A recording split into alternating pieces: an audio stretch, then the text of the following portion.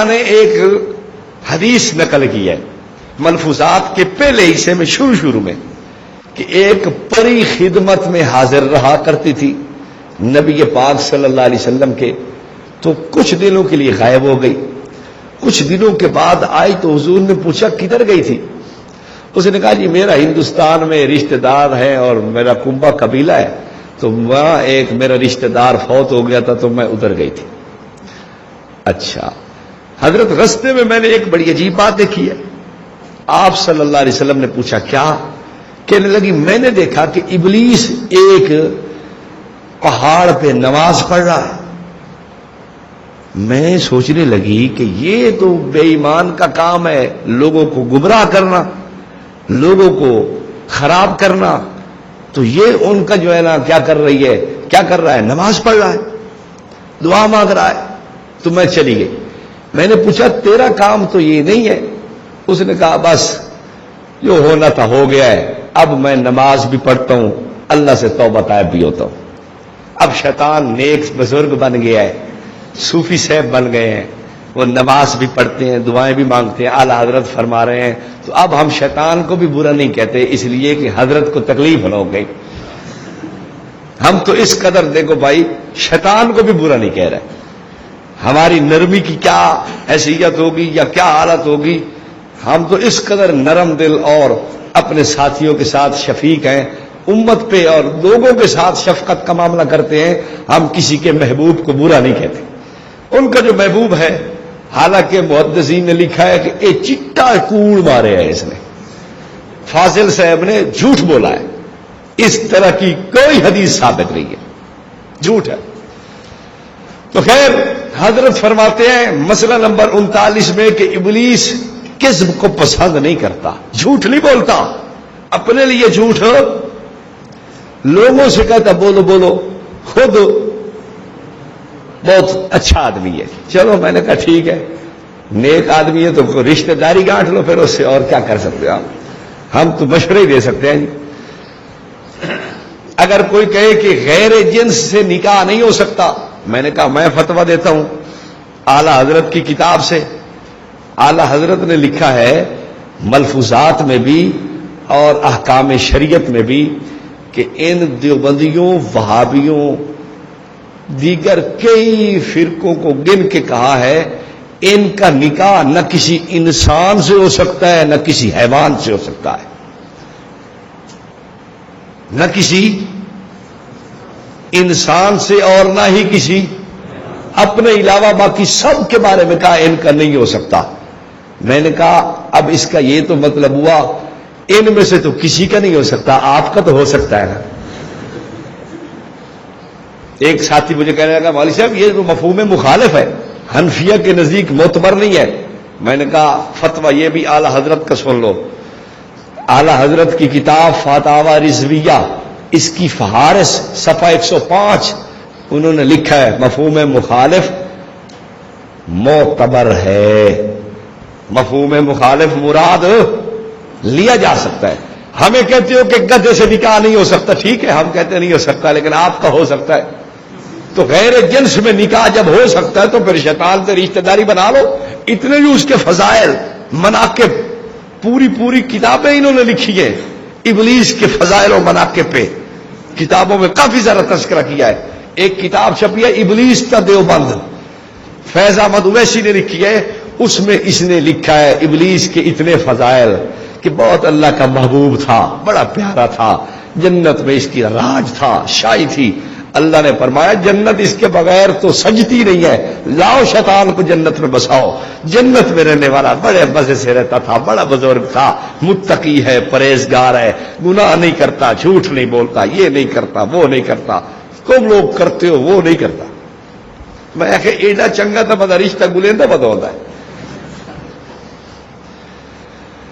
تو خیر حالانکہ قرآن پاک میں کیا آتا ہے، شیطان نے کیا کہا حضرت آدم اور حضرت حوا علیہ السلام کو، انی لکما لمن الناصحین، میں تمہارا کیا ہوں، خیر خواہ ہوں. اب آپ بتائیں وہ خیر خواہ تھا یا بد خواہ تھا؟ جھوٹ بولا یا نہیں اس نے؟ قاسمہما قسمیں اٹھا کے کہنے لگا انی لکما لمن الناصحین، میں تو بڑا خیر خواہ ہوں، میں تو بہت آپ کے لیے مفید ہوں، میرا مشورہ بہت حضرت بہت قابل قبول ہے، میں آپ کی خیر خواہی چاہتا ہوں، آپ ہمیشہ ہمیشہ رہیں گے، یہ دانا آپ کھائیں گندم وغیرہ یہ آپ کھا لیں تو آپ کی زندگی ہمیشہ رہے گی، اس جنت میں آپ ہمیشہ ہمیشہ کے لیے مسکن رہے گا آپ کا، آپ اس کو کھا لیں، میں آپ کے لیے خیر خواہ ہوں۔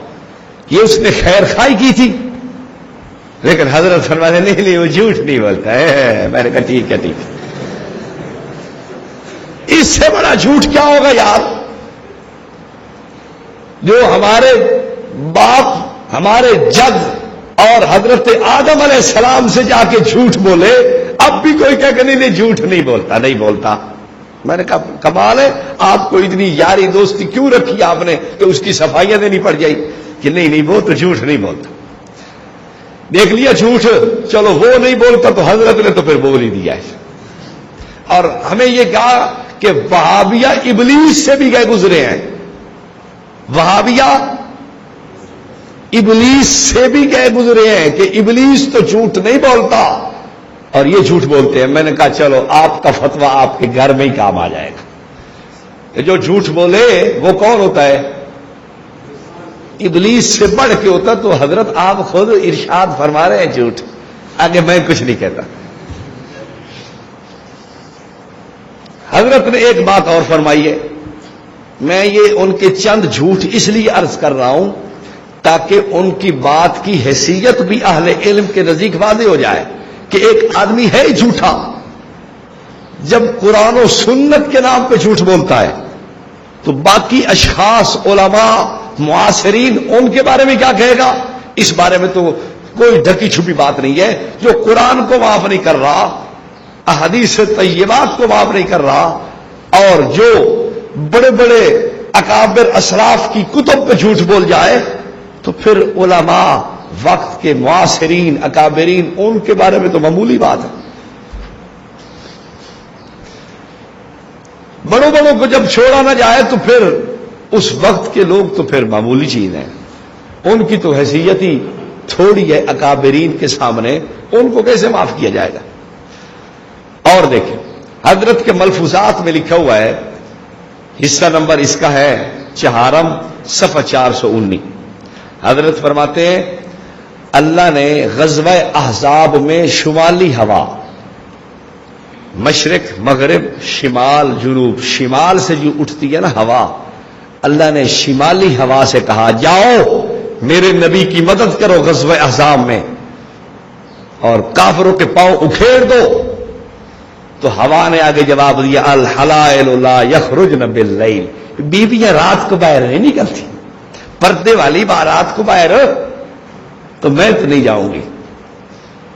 تو حال حضرت فرماتے ہیں کہ اللہ نے اس ہوا کو باج کر دیا، اس ہوا سے کبھی بھی پھر جو ہے نا وہ نفع خیر وہ کبھی نہیں ہوا، حالانکہ دنیا کی کسی کتاب میں، اب یہ واقعہ تو کسی حدیث میں ہونا چاہیے نا، غزوہ احزاب میں اللہ نے مدد کرنے کے لیے کسی تفسیر میں ہو، دنیا کی کسی کتاب میں نہیں لکھا ہوا کہ اللہ نے ہوا کو کہا ہو کہ جاؤ میرے نبی کی مدد کرو غزوہ احزاب میں، اور ہوا نے کہا الحلائل لا یخرجن باللیل، لیکن اعلی حضرت فرما رہے ہیں اس سے بڑا جھوٹ اور کیا ہو سکتا ہے؟ اور دنیا رضا خانیت کو آپ کہہ دیں کہ یہ ہمیں دکھاؤ حوالہ کہاں لکھا ہوا ہے کہ خدا نے مدد کرنا چاہیے اور ہوا نے کہا میں نہیں بہندی، میں نہیں جاتی، اس کا مطلب ہے کہ خدا کی قدرت نہیں ہے نا، پھر خدا ہوا پہ مدد طاقت اور قدرت نہیں رکھتا، خدا مدد کرنا چاہتا ہے کہ جاؤ میرے نبی کی، وہ کہتی میں نہیں جاتی۔ واہ، بات سمجھ آ گئی؟ بہت بڑا جھوٹ ہے، کسی کتاب میں دنیا کے اندر یہ واقعہ نہیں لکھا ہوا، لیکن اعلی حضرت نے اپنی طرف سے جھوٹ بول کے خدا تعالی کی قدرت اور طاقت کا انکار کیا ہے۔